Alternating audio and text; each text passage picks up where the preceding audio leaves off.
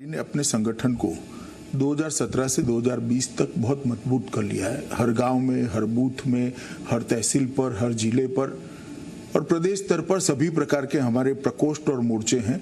इसकी संपूर्ण रचना हो चुकी है और इसके माध्यम से हमने हमारा तारतम्य बंगाल की जनता के साथ जोड़ने का प्रयास किया, जिसमें हम सफल रहे। एक और दूसरे मुद्दे के दो हिस्से हैं। एक तो 6.5 साल तक जिस प्रकार से नरेंद्र मोदी जी के नेतृत्व में सरकार चली है और देश में हर क्षेत्र के अंदर इस सरकार ने परिवर्तन को लाया है। हर क्षेत्र में परिवर्तन दृष्टिगोचर होता है, विजिबल है और इसी के कारण जनता में एक आशा बंधी है कि मोदी जी के नेतृत्व में भारतीय जनता पार्टी परिवर्तन ला सकती है।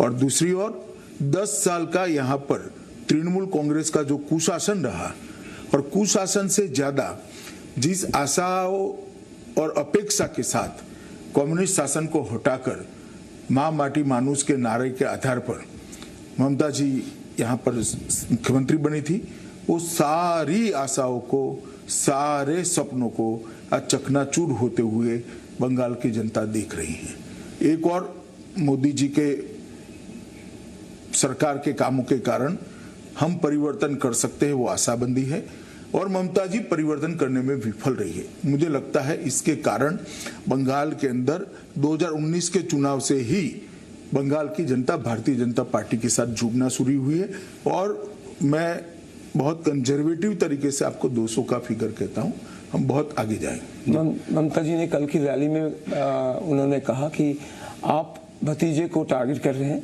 लेकिन भतीजे के खिलाफ कुछ सबूत नहीं दे पा रहे हैं। सबूत उन्होंने कहा, अब तो सबूत तो दो, भतीजे के नाम हमेशा क्यों लेते हो? चलिए, सबूत मुझे नहीं देना है, एजेंसियों ने देना है, मगर मैं इतना ही कहता हूं, अगर दे देते हैं तो ममता जी विक्टिमाइज कर रहे हैं या तो बदले की कार्यवाही, राजनीतिक कार्यवाही करे, ऐसा न कहे बस। पर अमित जी, आपको ऐसा लगता है कि परिवर्तन मान लीजिए अगर नहीं हुआ बंगाल में? कोई सवाल ही नहीं है सुधीर जी, आप मानकर चलिए निश्चित परिवर्तन होने वाला है। और अगर यहां परिवर्तन हुआ तो आपको ऐसा लगता है कि देश के मूड में भी परिवर्तन होगा? देश के मूड में परिवर्तन है ही, पूरा देश मोदी जी के साथ है। ये परिवर्तन जो मूड है देश का, उसका परिचय देश को बंगाल के चुनाव परिणाम करे। मेरा भाव ये था कि इस परिवर्तन से एक्चुअली आपकी ये इज्जत की लड़ाई बन गई है, नाक की लड़ाई बन गई है। ना, ये नाक की लड़ाई नहीं है, बंगाल के अंदर स्थिति को बदलने की लड़ाई है। आपने कांग्रेस और राहुल गांधी पर इतना ज्यादा समय लगा दिया कि उसकी वजह से ममता बनर्जी और बाकी के जो क्षेत्रीय नेता हैं और दल हैं वो बहुत ज्यादा मजबूत हो गए। ममता बनर्जी इतनी मजबूत हो गई कि वो सीधे आपको टारगेट करती हैं, सीधे प्रधानमंत्री को टारगेट करती हैं। राजनीति में स्वाभाविक रूप से जो ओपोनेंट होंगे, इसके खिलाफ कोई भी दल बात कर सकता है, कोई भी राजनेता बात कर सकता है, बुरा नहीं मानना चाहिए। लेकिन आपके 130 वर्कर्स की हत्या करने की हिम्मत और किसी की नहीं हुई किसी और राज्य में।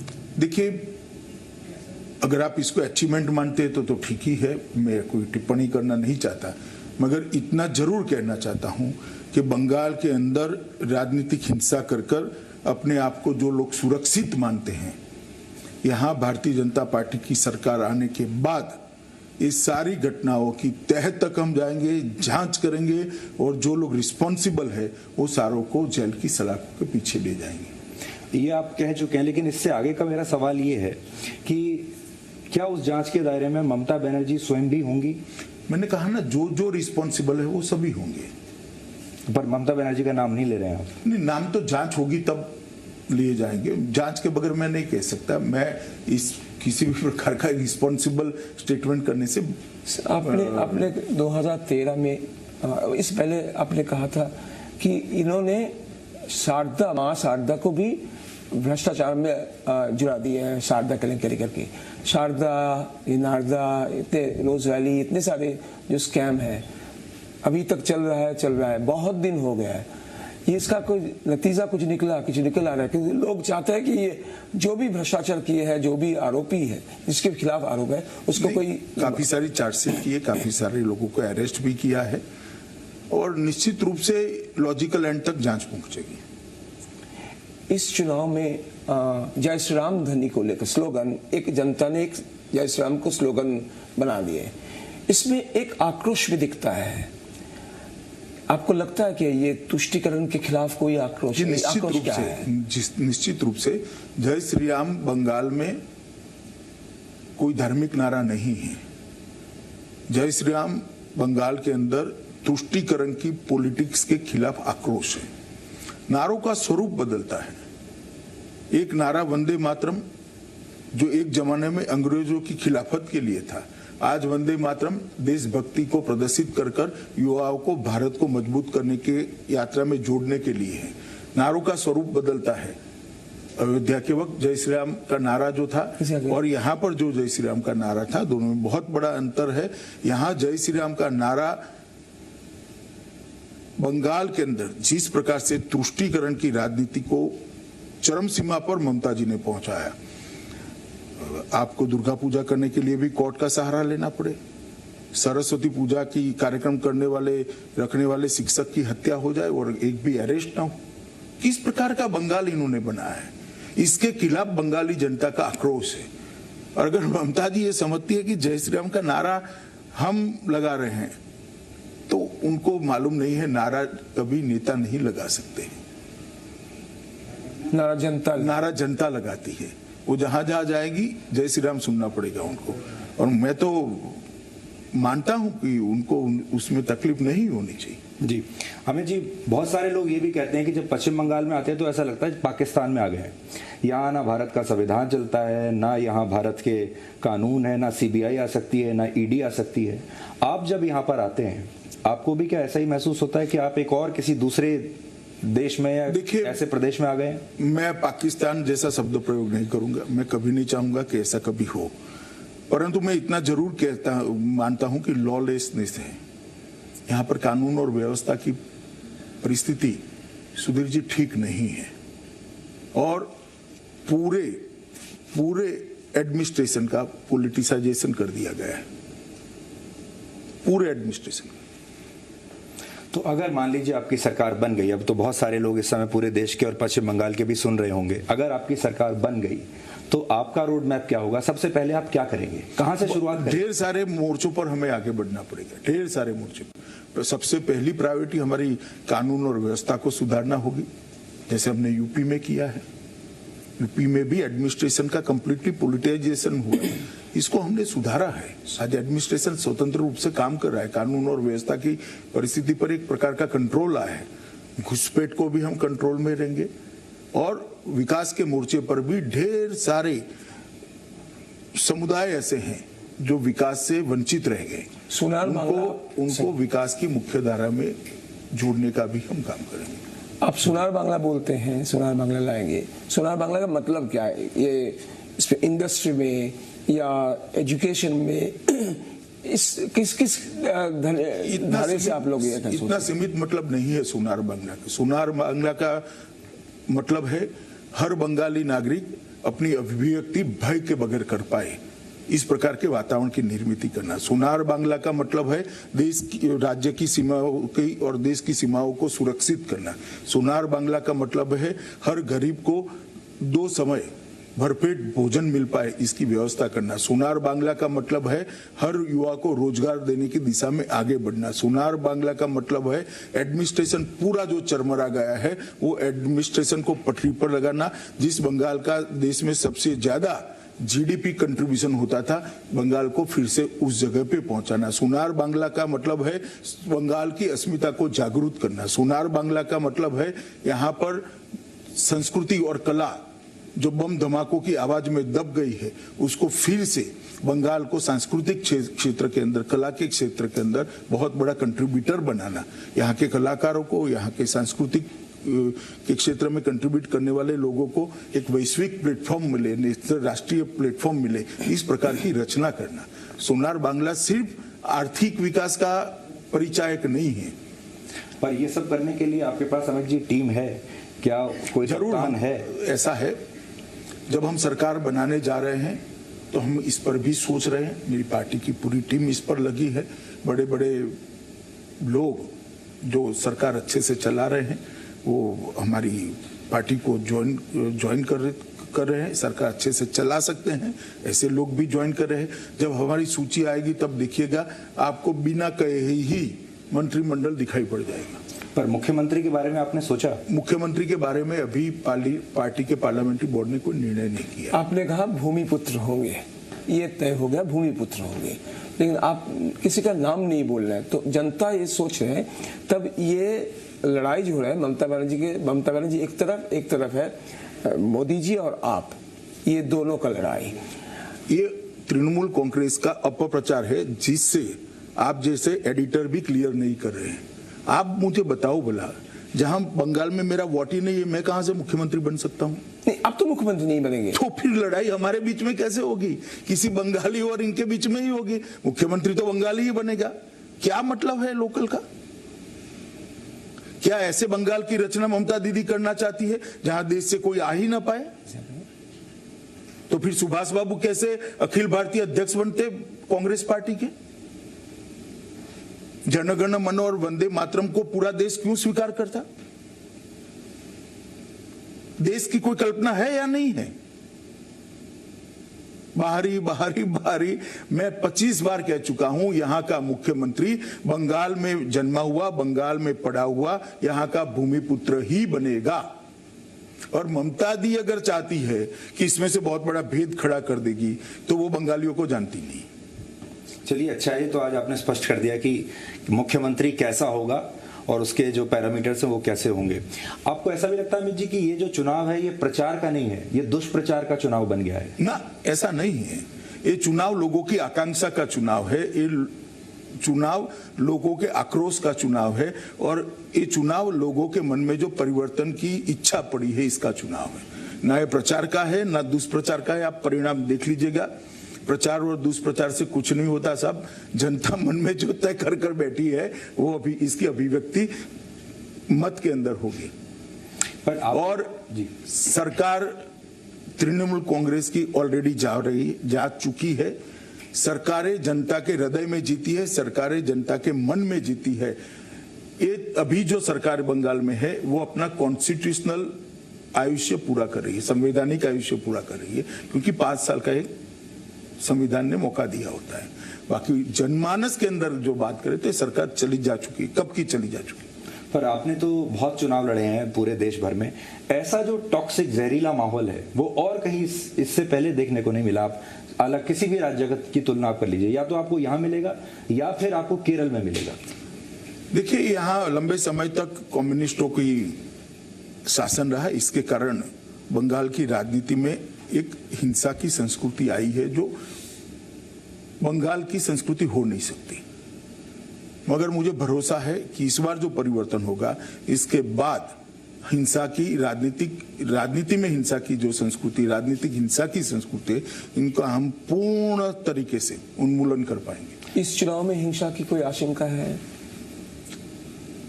मुझे लगता है जनता का भारतीय जनता पार्टी के साथ जुड़ाव इतनी बड़ी मात्रा में होगा, इतनी बड़ी मात्रा में जनाक्रोश है, इतनी बड़ी मात्रा में परिवर्तन की आकांक्षा है कि गुंडे भी डरेंगे हिंसा करते हुए। लेकिन गुंडे आ चुके हैं चुनाव प्रचार में। नहीं, वो तो है ही, विद्यमान ही है, लाने की जरूरत नहीं है। आप लास्ट चुनाव के, पंचायत चुनाव के चुनाव को उठाकर देख लीजिए। लोग अपना वोट नहीं डाल सकते, हाईकोर्ट ने व्हाट्सएप पर पर्चा डालने की परमिशन देनी पड़ती है। क्या जवाब है ममता दीदी के साथ? देश भर में कहीं देखा है आपने कि व्हाट्सएप पर नॉमिनेशन होगा? नॉमिनेशन सेंटर पर कोई पर्चा डालने के लिए नहीं जा पाएगा? क्या जवाब है उनके पास? कोई जवाब नहीं है। और वो क्या मानती है कि बंगाल की जनता ये सब नहीं समझती? ममता दी विकल्प नहीं था, अब भारतीय जनता पार्टी विकल्प बन चुकी है। हमने ये भी देखा कि आपके जितने जो नेता बाहर से आ रहे हैं यहाँ, या यहाँ के भी जो बीजेपी के नेता हैं, उन सब की सुरक्षा आपको बढ़ानी पड़ी। तो इतनी सुरक्षा के बीच में चुनाव प्रचार या चुनाव लड़ना, ये आपकी ताकत को लिमिट नहीं करता? ये शुरुआत है। जैसे जैसे चुनाव आगे बढ़ेगा, सुरक्षा तृणमूल कांग्रेस के गुंडों को लेनी पड़ेगी, मेरी बात याद रखना। आपने जो वाम दल हैं और उनके जो बुद्धिजीवी हैं उनका जो टेस्ट है वो आपने दिल्ली में देख लिया, किसान आंदोलन में किस तरीके की जो मशीनरी है वो काम करती है। आपका क्या ऐसा मानना है कि किसान आंदोलन का असर यहां भी पड़ेगा पश्चिम बंगाल में? देखिए, मेरा मानना है कि भारत में वामपंथी आंदोलन समाप्त हो चुका है। अब जो बचे कुछ लोग हैं वो देश के परिवर्तन की राह को मोड़ नहीं सकते। अटेम्प्ट जरूर कर सकते हैं, मगर देश में जो परिवर्तन आ रहा है इसका रास्ता नहीं बदल सकते। लेकिन जो आंदोलन हुआ कृषि कानूनों को लेकर, उसका आपको लगता है यहां भी ये कोई फैक्टर हो सकता है पश्चिम बंगाल में? देखिए भाई, डेमोक्रेसी है, लोकतंत्र है, सभी लोग अपनी अपनी बात रखेंगे। जनता जिस बात को सच्चा मानेगी वो मतपेटी के अंदर इसकी अभिव्यक्ति करेगी। हमने अपना पक्ष रखना चाहिए, उन्होंने अपना पक्ष रखना चाहिए। मगर यहाँ के किसान को 6,000 रुपया चाहिए जो मोदी जी भेज रहे हैं, और ममता दी उसको मिलने नहीं दे रही है। मैं सिर्फ इतना पूछना चाहता हूं ममता बनर्जी सरकार से कि बंगाल के गरीब किसान का क्या दोष है कि इसको ये 6,000 रुपया नहीं मिल रहा है। मगर मोदी जी ने आश्वस्त किया, चिंता मत करिए, भारतीय जनता पार्टी की सरकार आते ही पुराना भी देंगे और नया भी देंगे। उनका जाएगा नहीं, इनके बैंक अकाउंट के अंदर कट मनी के बगैर सीधा ट्रांसफर कर देंगे। आपने ये भी कहा कि अगर आपकी सरकार आई तो CAA आप बहुत जल्दी लागू कर देंगे। CAA का सरकार से कोई लेन देन नहीं। CAA देश का कानून है, लेकिन देश का कानून है, पूरे देश भर में लागू होगा। लेकिन ममता जी तो कह चुकी हैं कि वो यहाँ लागू होने नहीं देंगी उसको। वो तो काफी सारी बातें ऐसे कहती हैं। ये भी सही, मतवा संप्रदाय की जो दिल आजादी के बाद किसी ने पार्टी ने छुई पहली दफा अस्मिता के आधार पर, तो आपने छुआ, ये सही। लेकिन CAA पर भी उनका एक आकांक्षा है कि ये जल्दी लागू हो जाए, जल्दी लागू हो जाए। लेकिन वो इस बार भी आप जो आए थे वो सोचा था कि इस बार कुछ बोलेंगे आपने कहा कि टीकाकरण के बाद ये होगा। टीकाकरण के का साथ कैसे ये जुड़ा हुआ है, ये सवाल उन्होंने कुछ लोग उठाया। अब बता दीजिए कि कैसे आपने सोचा टीकाकरण? देखो भाई, सबसे पहले मैं एक बात बता दूं, आप जो सवाल पूछ रहे हो वो तृणमूल कांग्रेस का सवाल है। अच्छा ही हुआ आपने पूछ लिया तो मैं क्लैरिफाई कर पाऊंगा।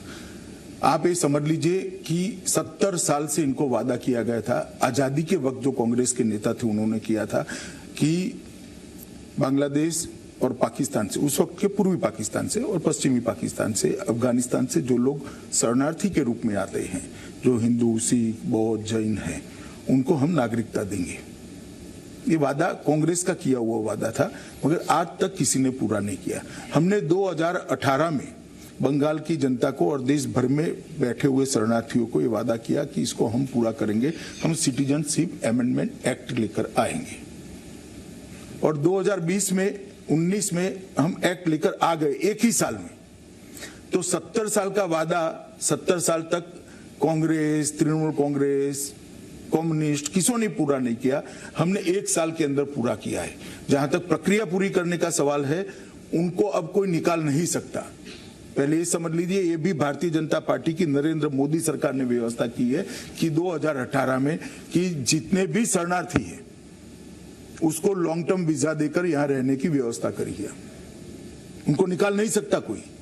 अब जहां तक उनको मताधिकार देने का सवाल है, नागरिक बनाने का सवाल है, ये भी हम जल्द ही करेंगे। और मतवा समाज बहुत अच्छे तरीके से जानता है कि जिन्होंने कुछ नहीं करा और आज भी कह रहे हैं हम नहीं करेंगे, उनको ये सवाल उठाने का अधिकार नहीं। ममता दीदी तो आज भी कह रही है कि हम नहीं देंगे नागरिकता, अब तो आज भी कह रही है। तो भला क्या मतवा समाज ममता दीदी का भरोसा करेगा? और क्यों करेगा?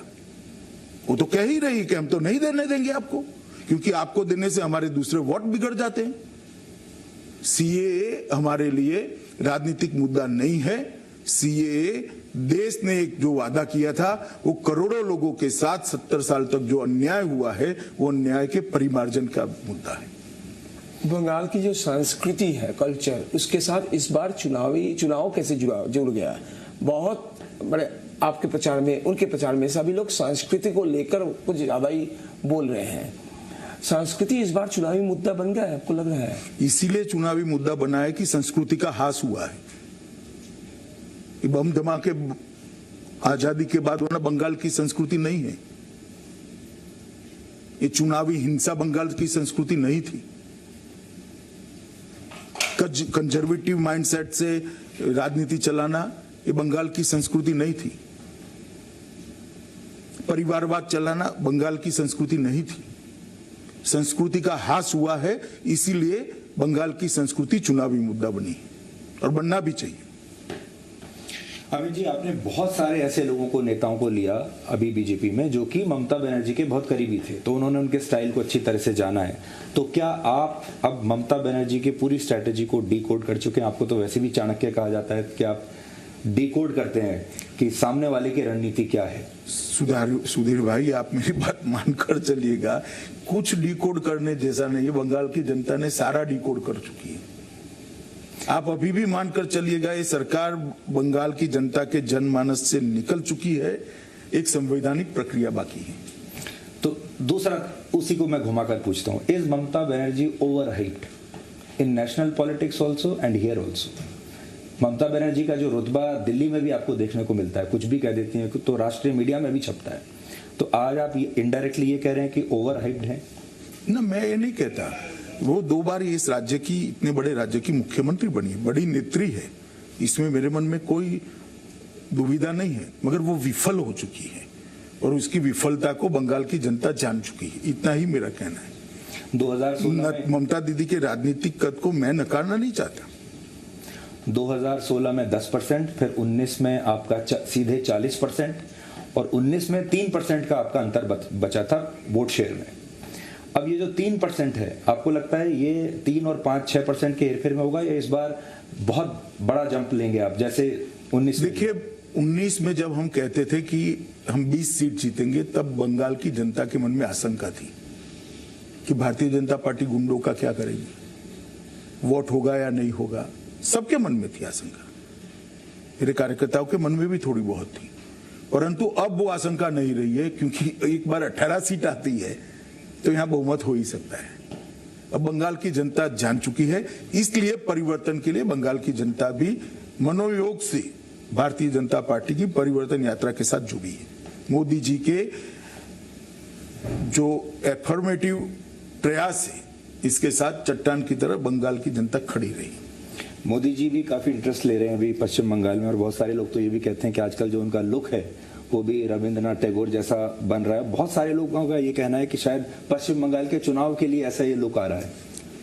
देखिए, लुक को आप छोड़ दीजिए। मोदी जी ने बंगाल की चुनाव के अंदर, मोदी जी हमारा सबसे बड़ा चेहरा है देश भर में, हमारे सर्वोच्च नेता हैं, और बंगाल की जिस प्रकार की परिस्थिति है, मोदी जी छोड़िए, कोई भी प्रधानमंत्री को चिंता होना बड़ा स्वाभाविक है कि बंगाल की चिंता सिर्फ बंगाल की नहीं है, देश की सीमाएं बंगाल के पास हैं। कई सारे देश बंगाल को सटे हुए हैं। नॉर्थ ईस्ट की एंट्री बंगाल से है, तो स्वाभाविक रूप से चिंता का विषय है। आप तो होम मिनिस्टर हैं, आप होम मिनिस्टर रहते हुए जब यहाँ आप आते हैं तो आपको कुछ एक फीलिंग ऑफ हेल्पलेसनेस, असहाय जैसा लगता है कि अगर सब कुछ आपके हाथ में होता तो बहुत चीजें, राष्ट्रीय सुरक्षा को लेकर भी बहुत चीजें बदल सकती थी। देखिए, असहायता का भाव कभी किसी भी व्यक्ति को मदद नहीं कर सकता। परिस्थिति के सामने लड़कर उसको बदलना ही इसका जवाब हो सकता है, जो हम कर रहे हैं। इस बार चुनाव में ट्रायंगुलर फाइट होगा या बाइपोलर लग रहा है? ये लेफ्ट, कांग्रेस और अब्बास सिद्दीकी वगैरह, ये तीनों गठबंधन बनाने की कोशिश कर रहा है। अगर ये गठबंधन बनती है तो ये ट्रायंगुलर फाइट अगर होता है, इसका सुविधा आपको मिलेगा या तृणमूल को मिलेगा? देखिए, एक जमाना था जब एंटी ममता वोट में डिवीजन होता था, तो ज्यादा ही पार्टियां होने से ममता जी को फायदा होता था। अब एंटी बीजेपी वोट में डिवीजन होगा, ऐसा मेरा स्पष्ट एनालिसिस है। तो जितने भी एंगल बढ़ेंगे, हमारा विक्ट्री का मार्जिन उतना बड़ा होगा। अब हमारा जीतने का पर्याप्त वोट हमारे पास आ चुका है। एंटी बीजेपी वोट में सारा बंटवारा होना है जो होना है। लेकिन जो लोग तृणमूल से परेशान होंगे, जब आपके यहाँ भी उन्हीं चेहरों को इंपोर्ट होते हुए देखेंगे तो उसका फर्क नहीं पड़ेगा? देखिए, देश के कई राज्यों में सब पार्टी से अच्छे लोग भारतीय जनता पार्टी को ज्वाइन किए, उसके बाद में अच्छी सरकारें चलाकर हमने बताया है, चाहे असम हो, मणिपुर हो, उत्तर प्रदेश हो, उत्तराखंड हो, कई जगह पे हुआ है। भारतीय जनता पार्टी का हाजमा बड़ा है, और भारतीय जनता पार्टी की सरकार है, भारतीय जनता पार्टी का संगठन चलाती है। क्या आप मानते हैं कि ममता बनर्जी आपकी सबसे बड़ी प्रतिद्वंदी है इस समय राष्ट्रीय राजनीति में? देखिए, मैं इस प्रकार के जवाबों को सीधे जवाब नहीं देना चाहता हूं, मगर मैं इतना कहना चाहता हूं कि मोदी जी के स्पर्धा में नजदीक में भी कोई नहीं है। लेकिन दूर दूर में भी नहीं, बहुत सारे हैं, दिल्ली से लेकर समंदर तक। और एक बार अगर ममता हारी तो आपको लगता है कि देश में जो विपक्ष के खेमे में जो माहौल है उसमें भी परिवर्तन आएगा? मतलब परिवर्तन दो जगह है। देखिए, माहौल तो आइवरी टावर में अगर किसी को जीना है तो हमें कोई आपत्ति नहीं है।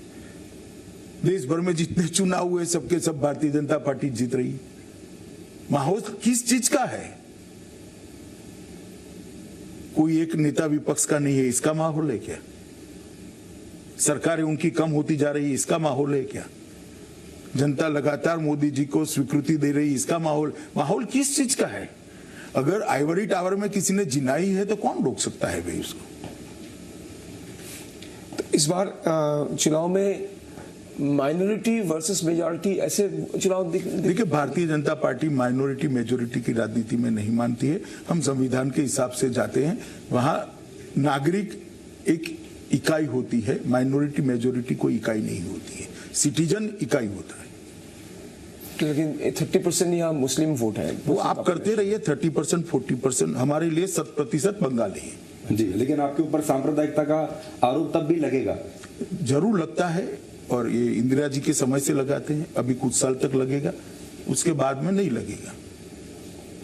यहाँ का मीडिया भी, अंजन भी और मैं भी, हम दोनों ही अमित जी आपसे ये जानना चाहते हैं कि आपने खास तौर पर बहुत समय लगाया पश्चिम बंगाल में, और आपका मेरे ख्याल से छठा दौरा होगा ये। नहीं, मैं तो 2017 से लगातार आ रहा हूँ। नहीं, अगर हम 2020 से नवंबर से अगर हम देखें तो पांचवा या छठा दौरा आपका जी होगा। जी, बहुत समय आपने लगाया। छठा दौरा है और 14वां दिन है। तो ये कोई खास, ये मिशन आपको जरूर से ज्यादा खास आपको प्रिय है कि ममता बनर्जी को इस बार हटाना ही है? ममता बनर्जी को हटाने का हमारा एजेंडा ही नहीं है। बंगाल के अंदर सुशासन प्रस्थापित करना हमारा एजेंडा है, और एक सरहदी राज्य है, बहुत बड़ा राज्य है, और मोदी जी की विकास की ट्रेन जो चल पड़ी है इसमें जुड़ता भी नहीं है। हम 5 लाख रुपए का आयुष्मान भारत का कार्ड देना चाहते, वो नहीं लेना चाहती। वो न लेना है तो न ले। बंगाल की गरीब जनता को क्यों रोक रहे हो भाई? 5 लाख तक की सारी स्वास्थ्य की सुविधाएं फ्री ऑफ कॉस्ट मिल रही है। आप क्यों बंगाल के गरीब को इसका फायदा नहीं उठाने देते? हम फार्म की सहायता भेजते हैं, ये सारी उनका कैडर पैसा खा जाती है। हाईकोर्ट ने टिप्पणी करनी पड़ती है कि इसकी सीएजे एक स्पेशल टीम बनाकर जांच करें। हम किसान के लिए 6,000 रुपया भेज रहे, नीचे तक पहुंच नहीं रहा है। मछुआरों का रजिस्ट्रेशन नहीं हो रहा है। 115 योजनाएं हैं केंद्र सरकार की सारी योजना के बीच में सबसे बड़ा रोड़ा तृणमूल कांग्रेस सरकार है। आप तो जब कोविड का समय था, हालांकि अब भी है, तब आप पूरा कोऑर्डिनेट कर रहे थे और आप सारे मुख्यमंत्रियों से मिलते थे। उस समय ममता बनर्जी ने आपको कितना सपोर्ट किया कोविड के टाइम? देखिए, मैं ये सारी चीजें इसलिए कहना नहीं चाहता कि सारे मुख्यमंत्रियों ने मोदी जी के समर्थन में और मोदी जी के साथ रहकर अपने अपने राज्यों की लीडरशिप देकर कोविड की लड़ाई इन टोटो भारत बहुत अच्छे तरीके से लड़ा है। मैं इसमें कोई राजनीतिक बात करना नहीं चाहता। आपने कहा पिछले 5 साल में केंद्रीय सरकार 3,59,60,00,000 करोड़ रुपया दिए हैं राज्य को, और ये इनका इस्तेमाल नहीं कर पाए। नहीं, इस्तेमाल कर दिया अपने कार्यकर्ताओं के लिए। आप शायद हिंदी मेरी समझे नहीं है। हमने तो भेज दिया। इन्होंने भ्रष्टाचार कर घर में ले जाने का काम किया। इसका इस्तेमाल जनता के लिए नहीं हुआ है। उसी की आप जांच कराएंगे? नहीं, जांच तो करप्शन जहां जहां है, बंगाल के ओन फंड का भी करप्शन है, तो इसकी जांच नहीं होनी चाहिए क्या? होनी चाहिए। सेंटर फंड छोड़ो। आखिरी सवाल हम करते हैं अमित जी से, और हमेशा ज्यादातर हमारा चुनाव से पहले यही सवाल रहता है कि आपसे आपका एस्टिमेट पूछें, बीजेपी का भी पूछें, लेकिन आज हम आपसे टीएमसी का भी पूछना चाहते हैं। देखिए, अब कांग्रेस और कम्युनिस्ट कितना मजबूत होते हैं इस पर टीएमसी का भविष्य निर्भर है। पर कम्युनिस्ट बचे हैं अभी यहाँ आपके हिसाब से? कांग्रेस और कम्युनिस्ट का कॉम्बिनेशन हुआ है, ये फुरफुरा शरीफ वाले भी शायद जुड़ रहे हैं, तो अब्बास सिद्दीकी भी जुड़ रहे हैं, तो कह नहीं सकते कौन नंबर 2 होगा। आप मतलब आपका सोच है कि तृणमूल कांग्रेस नंबर 3 हो सकती है? नहीं, मैंने ऐसा नहीं कहा, कह नहीं सकते क्या होगा, मगर 2 नंबर के लिए नजदीकी लड़ाई होगी। आपकी कितनी सीटें आ जाएंगी तो you will be a very satisfied man? बस 200 से ज्यादा आएगी। 200? लेकिन आपको लगता है? हाँ, 200 से ज्यादा सीट आएगी तो हमारा परफॉर्मेंस बहुत अच्छा माना जाएगा। बावजूद इसके कि ममता बनर्जी ये कहती हैं कि आपके पास ब्लॉक लेवल पर और गांव में और मोहल्ला लेवल पर अभी कार्यकर्ता नहीं है। ममता जी चुपचाप एक बार ओपन जीप में बैठकर हर जगह से जय श्री राम सुनने को मिलेगा उनको, बस वो उतरकर उनको मारने दौड़, इतना ही दिखना है। कई बार हमें लगता है आप उनको इरिटेट करने के लिए नहीं, हम नारे लगवाते हैं। देखिए सुधीर जी, कोई नारे को कोई नेता नहीं लगा सकता।